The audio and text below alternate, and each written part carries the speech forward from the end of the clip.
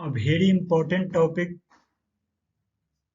that is free consent of a contract। तो साथियों, सबसे पहले मैं चाहता हूं कि आप उसे पहले से रिलेट कर लें कि आखिर कॉन्ट्रैक्ट होता क्या है। तो कॉन्ट्रैक्ट कुछ और नहीं है, बस एक एग्रीमेंट जिसको कि कानून के द्वारा लागू किया जा सकता है, वह कॉन्ट्रैक्ट है। अब साथियों, कॉन्ट्रैक्ट का जो सेक्शन 10 है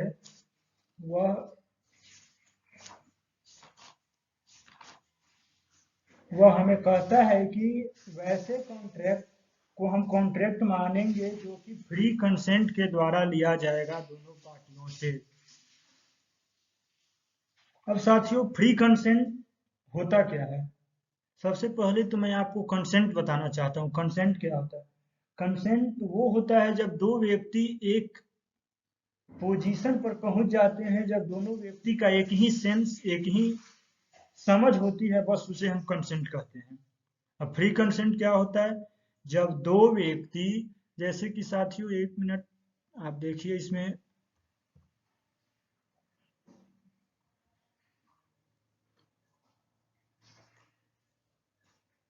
जैसे कि इसमें मैंने लिखा हुआ है सेक्शन 14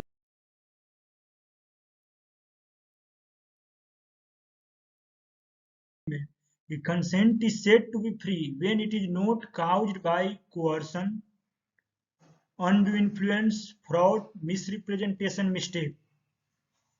अब कोअर्शन क्या होता है?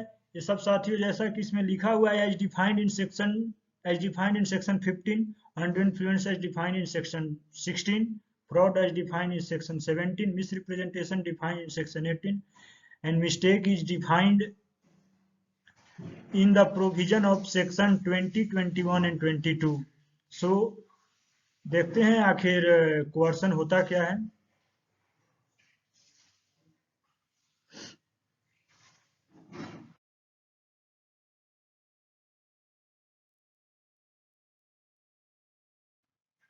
हाँ, तो देखिए, कोअर्शन मतलब an act forbidden by law. अब कोअर्शन क्या होता है? मतलब कि वैसा एक्ट जिसको कि आईपीसी के द्वारा मना कर दिया गया है, जिसमें कि यदि हम किसी को थ्रेट कर रहे हैं यानी किसी को डरा रहे हैं, या तो फिर किसी को धमका रहे हैं, या तो फिर किसी के प्रॉपर्टी को अनलॉफुली डिटेन कर रहे हैं, वो भी कोअर्शन में आएगा। जैसे कि देखिए यहाँ पर लिखा हुआ है, कोअर्शन इज कमिटिंग और threatening to commit any act forbidden by Indian Penal Code, जो कि इंडियन पिनल कोड से फॉरबिडन है, यानी वैसे लॉ को करने के लिए मना किया गया है। और यदि ऐसा किया जाता है with a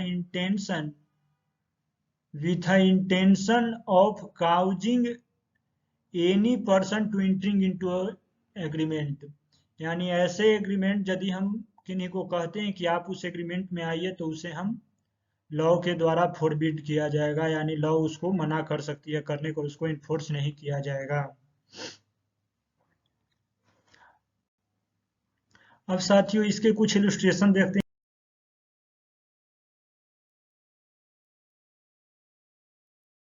यानी इसके कुछ उदाहरण देखते हैं। जैसे में एक कहता है व्यक्ति, A threaten to shoot B if he doesn't lend him ₹500, यानी यदि तुम मुझे 500 रुपया नहीं दोगे तो मैं तुम्हें शूट कर दूंगा। यह क्या हुआ? यहाँ पर उसको डराया जा रहा है कि हम तुम्हें मतलब जान से मार देंगे। दूसरा कहता है, A threaten to commit suicide if he doesn't let out his house to him. अब कहता है कि एक व्यक्ति जो कि कहता है कि यदि तुम अपने प्रॉपर्टी को उसके नाम नहीं कर दोगे तो हम सुसाइड कर लेंगे। तो क्या यहाँ पर सेक्शन 15 के अंडर में थ्रेट टू कमिट सुसाइड भी कोअर्शन माना जाएगा? इसमें एक केस लॉ है जो कि बहुत इंपॉर्टेंट है, रंगनक्यामम वर्सेज अल्बरसेट, जिसमें कि इस केस में बहुत एक लैंडमार्क जजमेंट दिया था मद्रास हाई कोर्ट ने, जिसमें कि एक हिंदू विधवा थी जिनको कि उसके पति मर गए थे। तो उसके बाद उन्हें कहा गया कि वो कहा कि हम अपने बच्चे को नहीं रखना पसंद करते हैं। तो उसके परिवार लोगों ने कहा कि जब तक ले तुम अपने पुत्र को नहीं अपनाओगे तब तक ले मैं तुम्हारे पति का दाह संस्कार नहीं करूंगा। तो उसको उस वक्त अपनाना पड़ा। लेकिन बाद में जब उसने जा करके मद्रास हाई कोर्ट में केस फाइल किया और कहा कि सर मुझे इस पर कोअर्सन मतलब मुझे थ्रेट किया गया था इनको लेने के लिए, अपनाने के लिए, तो यह एक कोअर्सन होगा। यहाँ पर मद्रास हाई कोर्ट ने भी कहा कि जी हाँ, यह एडॉप्शन इनवैलिड है क्योंकि यह कोअर्सन के द्वारा लिया गया था। अब साथियों सेक्शन 16 है अनडू इन्फ्लुएंस।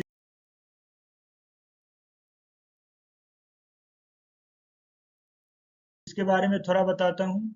इसमें लिखा हुआ है अनडू इन्फ्लुएंस मतलब किसी के ऊपर हम डोमिनेट कर रहे हैं, किसी के ऊपर हम अपना इन्फ्लुएंस जमाने की कोशिश कर रहे हैं, ठीक। या तो फिर कह सकते हैं किसी के ऊपर हम अनफेयर एडवांटेज लेने का कोशिश कर रहे हैं।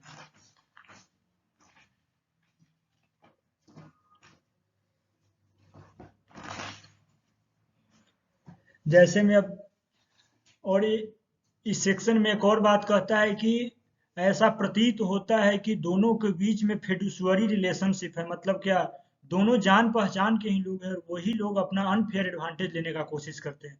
जैसे में doctor versus patient, doctor and patient, या तो फिर टीचर एंड स्टूडेंट, ये लोगों के बीच में एक संबंध रहता है, लेकिन फिर भी वे लोग क्या करते हैं कि एक दूसरे पर के ऊपर डोमिनेट करने की कोशिश करते हैं।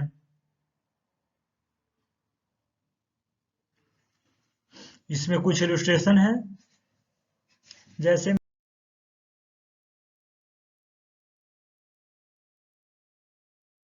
में एक व्यक्ति है अमैन, देखिए सर, इसमें लिखा हुआ है a man enfeebled by disease is induced by be influence over him as a medical attendant to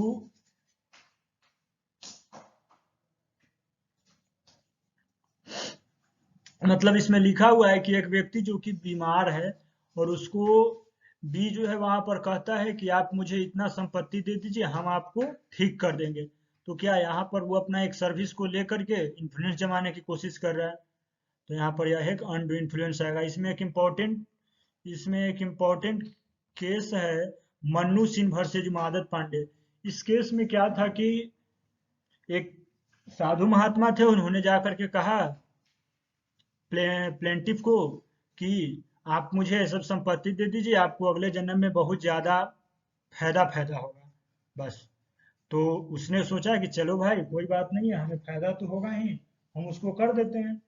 तब फिर मतलब उसको बाद में ध्यान आया कि नहीं तो गलत कर देते, तब जाकर के कोर्ट में कहा। तो कोर्ट में जब कहने को गया तो कोर्ट वहां पर डिफेंडेंट जो है अपना प्रूफ नहीं कर पाया कि हाँ सर यहाँ पर अनडू इन्फ्लुएंस हम इस पर नहीं किए थे।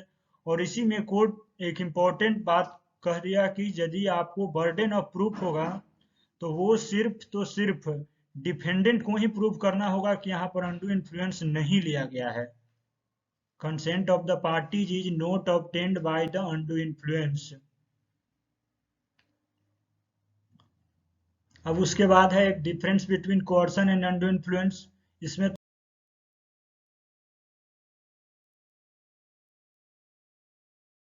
तो कोई ज्यादा ऐसा है नहीं, बस एक में हम किसी को फिजिकली कहते हैं कि जल मतलब कि चलो मुझे इतना रुपया दो नहीं तो मैं तुम्हें गोली मार दूंगा, वैसा कुछ जिसको कि धमकाने का हो गया। एक उसको हम साइकोलॉजिकली इफेक्ट करते हैं, मतलब थोड़ा इन्फ्लुएंस दिखाने की कोशिश करते हैं। जैसे में एक मन्नू सिंह वर्सेस मादत पांडे का जो केस था उसमें भी हुई कि उन्होंने कहा कि हम तुम्हें अगला जन्म में मतलब कि मेरे पास तुम्हारे पास जो संपत्ति है वो मुझे दे दोगे तो अगले जन्म में तुम्हें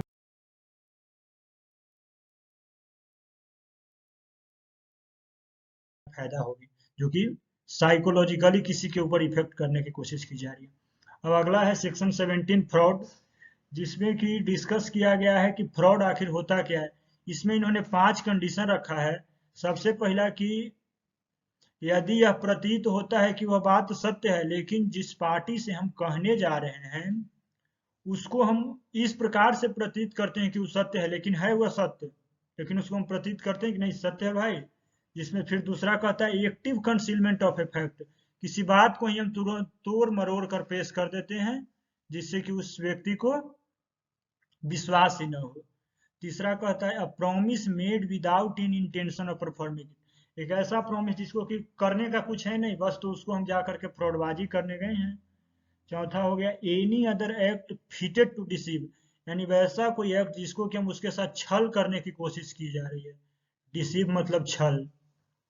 फिर उसके बाद पांचवा है एनी सच एक्ट और omission as the law specified declare to be fraudulent, यानी ऐसा कोई एक्ट करने की कोशिश किया जा रहा है जो कि कानून के द्वारा ही उसे फ्रॉडुलेंट घोषित कर दिया गया है।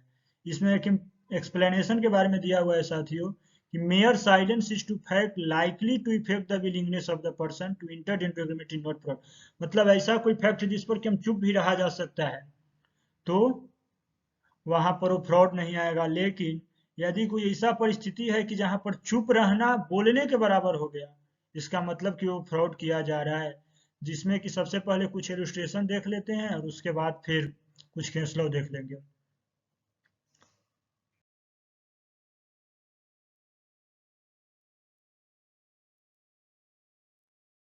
देखिए साथियों, सबसे पहला है ए में a sale by auction to B, A जो है बी को सेल करता है एक घोड़ा, ठीक, जहां पर कि ए बेच रहा है तो जान रहे हैं कि हाँ उसका घोड़ा बोलता नहीं है, लेकिन A says nothing to B about horse unsoundness, लेकिन ए जो है बी से नहीं कुछ कहता है उसके अनसाउंडनेस के बारे में।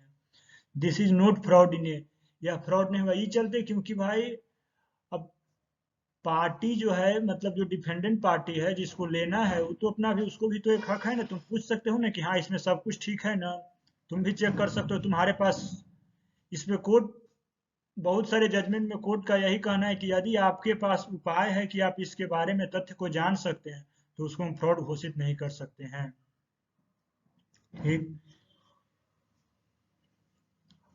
फिर इसके बाद चल एक इम्पोर्टेंट केस लॉ है श्री कृष्ण वर्सेज कुरुक्षेत्र यूनिवर्सिटी, बहुत इंपॉर्टेंट है यह, जो मैंने एक्सप्लेनेशन डिस्कस किया था इसी पर यह बेस्ड है, जिसमें कि एक श्री कृष्ण जो है वो एक कुरुक्षेत्र यूनिवर्सिटी का स्टूडेंट रहता है, लॉ ही परसू करते रहता है और वो उसका अटेंडेंस का कुछ इशू रहता है, लेकिन वो जा करके जब एग्जामिनेशन का टाइम आता है तो वो जा करके अपने एडमिनिस्ट्रेशन को बताता नहीं है, लेकिन जब बाद में पता चलता है तो उसको एग्जाम नहीं दिया देने जाता है, लेकिन फॉर्म भर दिया जाता है। तो फिर जब वो कोर्ट में जाकर फाइल करता है तो सुप्रीम कोर्ट ने वहां पर कहा कि ये एडमिनिस्ट्रेशन की ड्यूटी है कि आप इसको पता कीजिए, जब आपके पास जानकारी है कि आप पता कर सकते हैं, आप उसको फॉर्म क्यों भरने दिए, और जब फॉर्म भरने दिए तो वो एग्जाम दे सकता है। अब उसके बाद है मिस रिप्रेजेंटेशन,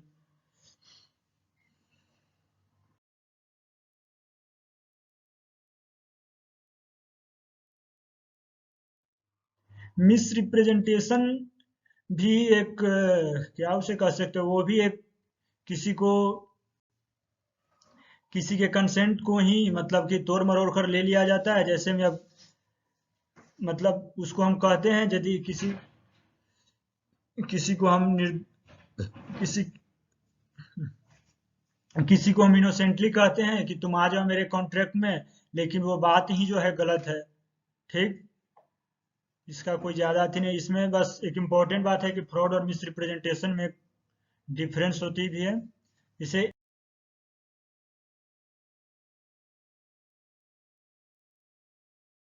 एग्जाम्पल है कि A while selling his car to B inform him that the car run 18 kilometre per litre of petrol, A himself believe this later B find that the car only 10 kilometre per litre, this is a misrepresentation by ए।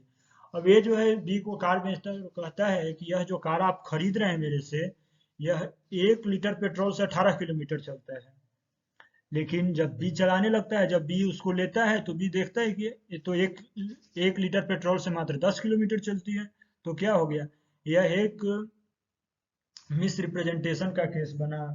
इसमें एक important case है,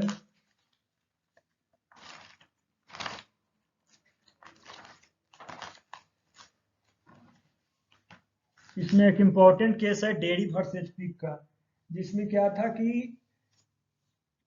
pick जो है वह एक director था company का, जिसने कि अपने प्रोस्पेक्टस में कहा कि हम एक ट्रामवे चलाएंगे स्टीम पावर के थ्रू, ठीक, और उसने कहा कि हमको अब इससे सैंक्शन भी बोर्ड से मिल गया, ट्रेड ऑफ बोर्ड से मुझे मिल गया है, लेकिन अभी मिलने को बाकी था। तो उसके साथ अब ये क्या, एक बिजनेस का क्षेत्र में आ गया तो सभी लोग उसमें शेयर लगा दिए। और जब शेयर लगा दिए, लेकिन उसे ये पता ही नहीं था कि अभी जो बोर्ड ऑफ ट्रेड था उसको उसने अभी अपना दिया ही नहीं है, जो अपना सैंक्शन जो देना होता है वो अभी सैंक्शन दिया नहीं था। तो यहाँ पर जाकर के जितना भी शेयर होल्डर था उन्होंने जाकर के कोर्ट में केस कर दिया कि सर ये तो मेरे साथ फ्रॉड हुआ है। तो यहाँ पर कोर्ट ने कहा कि देखिए फ्रॉड नहीं, यह एक मिस रिप्रेजेंटेशन था। और यही यहाँ पर डिफरेंस भी कहा गया कि मिस रिप्रेजेंटेशन और फ्रॉड में यही डिफरेंस है कि फ्रॉड में पार्टी का इंटेंशन होता है आपको डिसीव करने का, लेकिन यहाँ पर आपका इंटेंशन नहीं था डिसीव करने का। अब देखिए, इतना तो मतलब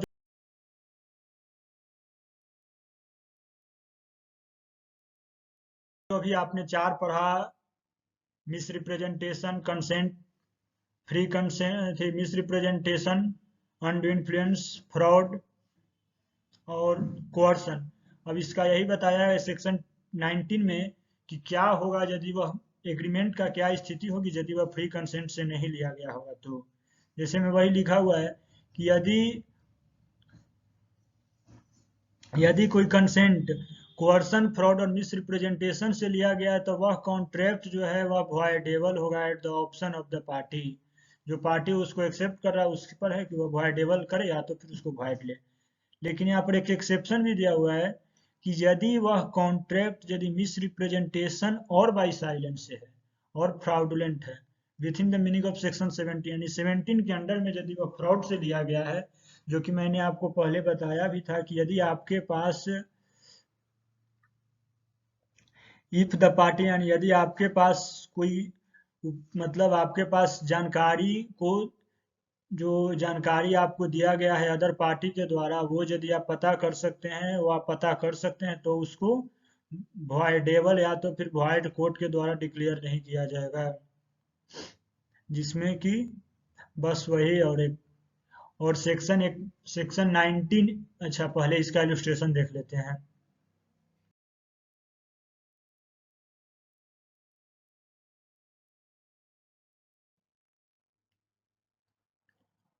हाँ, सबसे पहला कहता है कि ये इंटेंडिंग टू डिसीव बी, यानी ये जो है बी को छल करने के इरादे से बताता है कि जो फैक्ट्री आप खरीदने जा रहे हो इसमें 500 किलो नील बनता है, इंडिगो बनता है, एंड इसलिए बी जो है उस फैक्ट्री को खरीद लिया। लेकिन बात बाद में गलत चली तो अब इसके बाद वह जो है कॉन्ट्रैक्ट वह बी के ऑप्शन पर ही निर्भर होगा कि बी अब उसको वॉइडेबल मानना चाहता है या नहीं।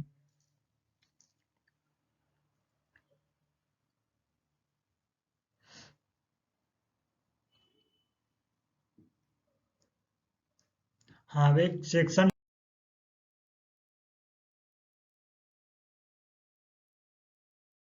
19 ए इसको की अलग कर दिया गया ताकि एक अनडू इन्फ्लुएंस के लिए क्या होगा यदि वह एग्रीमेंट, यदि वह जो एग्रीमेंट यानी जो कंसेंट है उसको अनडू इन्फ्लुएंस के द्वारा लिया गया है। तो यहाँ पर कहता है when the consent to an agreement is caused by undue influence the agreement is caused avoidable. इसमें भी वही है साथियों कि जो यदि एग्रीमेंट को लिया गया है अनडू इन्फ्लुएंस के द्वारा तो वह जो एग्रीमेंट होगा वह वॉइडेबल होगा at the option of the party whose consent is so caused. यदि जो जिसका कंसेंट लिया गया है उसी पर निर्भर है कि वह क्या होगा, वॉइडेबल होगा या तो फिर वॉइड होगा। फिर उसके बाद देखते हैं लास्ट है 20, 21 और 22, जिसमें कि सेक्शन 20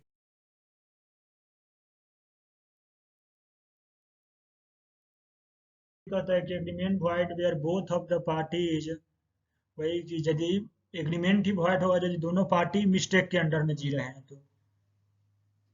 अब जैसे कि यहाँ पर लिखा हुआ है when both of the party to an agreement are under a mistake as to a matter of fact essential to agreement the void is the agreement is void. मतलब दोनों पार्टी जो है वो उसको फैक्ट ही नहीं पता है कि स्थिति कुछ और हो गई है तो वहां पर वह एग्रीमेंट ही वॉइड होगी। जैसे इसका कुछ इलस्ट्रेशन है, जैसे में कहता है कि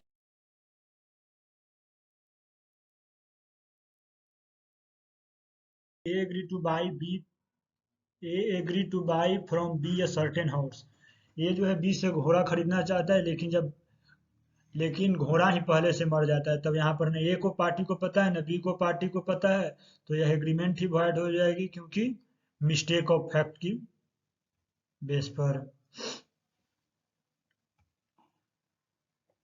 अब टाइप ऑफ मिस्टेक इसमें लिखा हुआ है, जैसे में सबसे पहला हो गया मिस्टेक ऑफ लॉ,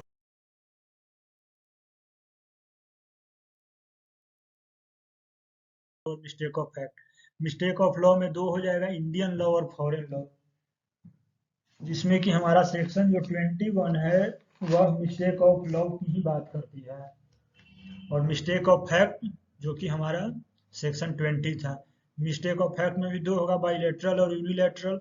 बाईलेटरल यदि होगा तब तो वह वह कॉन्ट्रैक्ट ही वॉइड हो जाएगी, लेकिन यदि यूनिलैटरल होगी तो वह कॉन्ट्रैक्ट वॉइड नहीं होगी।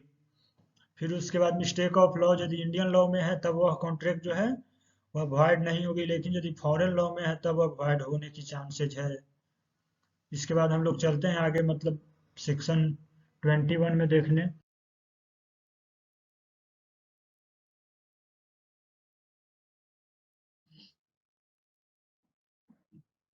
इसमें लिखा हुआ है मिस्टेक ऑफ लॉ। इसमें कहा गया कि यदि आपके पास, इसमें लिखा हुआ है कि यह लोग मान करके चलते हैं कि अब इसको सीधा इलस्ट्रेशन से समझाने की कोशिश करते हैं। मान करके चलिए कि दो व्यक्ति ने कॉन्ट्रैक्ट किया कि भाई हमें कुछ रुपया तुम दे दो, लाइक जैसे किसान और एक लैंडलॉर्ड अपना एग्रीमेंट किए कि आप मुझे 50,000 रुपया दे दीजिए, इस साल खेती करने के लिए है। और यहाँ पर किसान मानकर चल रहा है कि जब गवर्नमेंट का चुनाव आएगी उस समय उसको वो खत्म कर देगी, शायद एक अपना चुनावी वादे की तरह, कि हाँ हम किसान के जो अच्छा ये कर्ज है उसको माफ कर देंगे। तो क्या यहाँ पर बाय द वे कि जब चुनाव खत्म हो गया लेकिन बिल नहीं माफ हुई और कर्ज नहीं माफ हुई, तो क्या हम इसे अब कह सकते हैं कि सर हम इस आधार पर उसको जा करके, तो यहाँ पर कोर्ट ने कहा कि नहीं, यदि आप भारत में हैं, यदि भारत के कानून को आपको जानना चाहिए, और इस आधार पर हम उसको वॉइड नहीं डिक्लेयर कर सकते हैं। और देखिए यहाँ पर एक एग्जाम्पल भी लिखा हुआ है कि A and B make a contract ground on the enormous belief, यानी वही ए एंड बी ने जो भी बोला कि उन्होंने मान करके चला कि जो डेप्ट है वह टाइम बेयर्ड हो जाएगी by the Indian law of limitation. यानी उन्होंने कहा कि जाकर के ए और बी कॉन्ट्रैक्ट कर लिया कि जाते हैं जाकर के पंजाब नेशनल बैंक से रुपया निकाल लेते हैं, और यहाँ पर कहा कि कुछ दिन मतलब अपने 5 साल हो जाएगा ना तो अपने उसको सरकार कर्ज माफ कर देगी। तो लेकिन यहाँ पर यह कॉन्ट्रैक्ट वैलिड है, और आपको यदि कोर्ट कहेगी और बैंक कहेगा तो आपको कंपनसेशन और साथ ही साथ उतना रुपया जो आपने कर्ज लिया है वो डेप्ट चुकाना होगा। अब देखिए यूनिलेटरल मिस्टेक,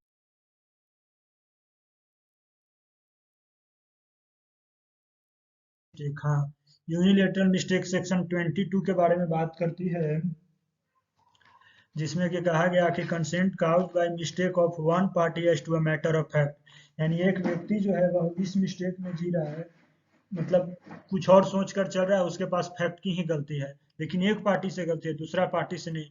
तो वह कॉन्ट्रैक्ट यहाँ पर देखिए लिखा हुआ है, contract is not void merely.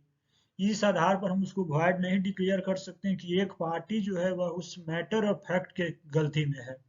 यदि एक पार्टी गलती में है तो वह वॉइडेबल नहीं, वैलिड होगा, और यदि दोनों पार्टी गलती में है मैटर ऑफ फैक्ट के, तो हम उसे वॉइड डिक्लेयर कर सकते हैं।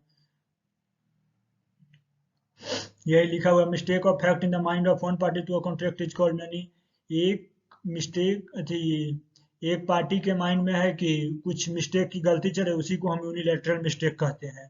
ठीक, इसका एक इम्पोर्टेंट केस लॉ है।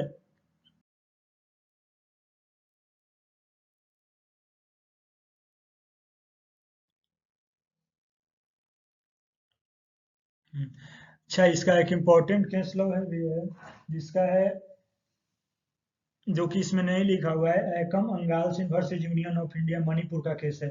इसमें क्या किया गया कि सरकार ने कुछ फिशरी राइट देने के बारे में बात किया, और कहा कि 4 साल का आपका कॉन्ट्रैक्ट रहेगा, हर साल आपको 40-40 हजार रुपया देना होगा फिशरी राइट यदि किसी को लेना है, यानी कि तालाब से मछली पकड़ने के लिए लाइक, बस फिशरी राइट वही हुआ। लेकिन यहाँ पर जो प्लेंटिफ था उसने क्या किया कि एक ही उसको मिस्टेक ऑफ फैक्ट में वही जी रहा था कि उसको लगा कि 4 साल का ही 40,000 है, लेकिन मैटर ऑफ फैक्ट क्या है, हर साल आपको 40,000 रुपया देना होगा। तो यहाँ पर कोर्ट ने कहा कि नहीं, यह वाइडेबल नहीं है, वैलिड कॉन्ट्रैक्ट है। यदि आपको अब कॉन्ट्रैक्ट करना है तो फिर आपको 40,000 रुपया फिर अगले साल पे कीजिए, और नहीं करना है तो आप पीछे हट जाइए, फिर अपना सरकार किसी और को उस कॉन्ट्रैक्ट को दे सकती है। फिर बस अब एक इंग्राम वर्सेस लिटिल का केस है, जिसमें कि यह एक मैटर ऑफ फैक्ट पर ही मतलब matter of mistake of fact पर ही बेस है, जिसमें कि एक यह केस यह था कि यहाँ पर एक जो ठग था, स्विंडलर जिसे कि हम कहते हैं, उसने यहाँ पर इंग्राम यानी प्लेंटिफ जो है उसके पास गया, वो कहा कि झूठ जा करके बोला, इसको तो यहाँ पर केस इसको फ्रॉड कह दिया। बस केस में यही था कि इसने जा करके कहा, अपने को एक बहुत बड़ा पर्सनालिटी घोषित किया, कहा कि हम ये हैं, हम ये गाड़ी खरीदना चाहते हैं आपसे, लेकिन वो तो यहाँ पर एक ठग था जिसे कि हम चीटर कहते हैं। उसने क्या किया कि उस गाड़ी को खरीद करके प्लेंटिफ से और तुरंत जा करके किसी और को बेच दिया। तो वहां तक तो ठीक है, लेकिन जब बाद में पता चला उसके बाद फिर कहा, और एक ब्लैंक चेक दे दिया, कहा कि सर हम आपको बाद में चेक पेड कर देंगे, अपने आप को पर्सनालिटी घोषित कर दिया। यहाँ पर प्लेंटिफ भी कुछ ज्यादा सोचा नहीं, लेकिन फिर बाद में जब देखा लिटिल लिटिल यहाँ पर जो डिफेंडेंट है उसके पास जब उसने कार देखा तो कहा कि मैंने तो इसे बेचा भी नहीं था, तब उसने जाकर के कोर्ट में केस किया। तो कोर्ट ने यहाँ पर डिक्लेयर किया कि नहीं, अब यहाँ पर नहीं डिफेंडेंट के पास और नहीं जो ठग था उसके पास उस गाड़ी का राइट है, क्योंकि यह कॉन्ट्रैक्ट ही वाइड है, क्योंकि आपने यहाँ पर फ्रॉड किया है। तो साथियों बस यही थी आज की फ्री कंसेंट ऑफ कॉन्ट्रैक्ट। आगे के लिए बहुत बहुत धन्यवाद।